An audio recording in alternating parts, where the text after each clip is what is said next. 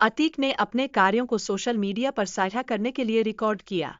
यकीनन, यह उसकी मानसिकता को दर्शाता है और लोगों में डर फैलाने का एक साधन था। इसके अलावा, अतीक ने पुलिस और व्यापारियों पर दबाव डालकर अपनी मर्जी से काम करवाना शुरू किया। इसने पुलिस के लिए उसकी गतिविधियों को चुनौतीपूर्ण बना दिया।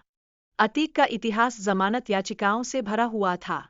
यह एक ऐसा हालात था जहां न्यायपालिका भी उसके प्रभाव से डरी हुई थी, जो उसकी आपराधिक गतिविधियों के बढ़ते प्रभाव को स्पष्ट करता है।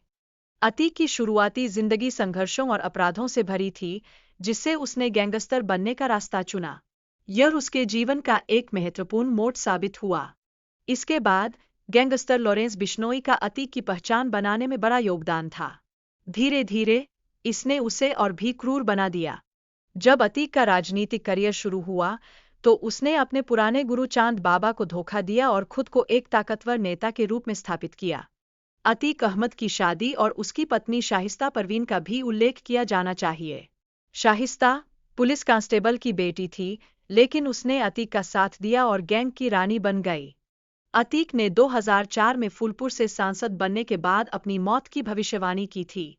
यह उसके लिए एक चेतावनी थी कि उसे बहुत से दुश्मनों का सामना करना पड़ेगा। जब अतीक ने अपने भाई अशरफ को चुनाव में आगे बढ़ाने की कोशिश की, तो उसे बसपा के राजूपाल से कड़ी चुनौती मिली।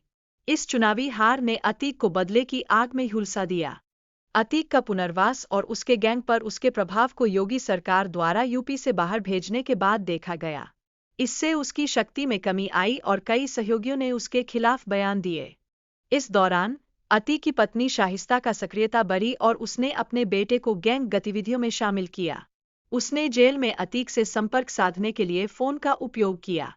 उमेश पाल अपहरण मामले में अतीक का मुख्य गवाह हत्या ने यूपी सरकार को माफिया के खिलाफ कठोर कदम उठाने की प्रेरणा दी। मोहित, लवलेश और अरुण ने पत्रकार बनकर अतीक की हत्या की योजना बनाई। उन्होंने प्रेस कार्ड का उपयोग करके अस्पताल में घुसने की योजना बनाई। अतीक और उसके भाई अशरफ की सुरक्षा में चूक ने उनकी हत्या की स्थिति को संभव बना दिया। माफियाओं ने समाचार कवरेज का लाभ उठाते हुए उन पर हमला किया। अतीक की मौत के बाद, उसके परिवार का भविष्य अंधकार में प्रतीत होता है। उसके बेटे अपने पिता के नक्शेकदम पर चलने की संभावना से जूझ रहे हैं।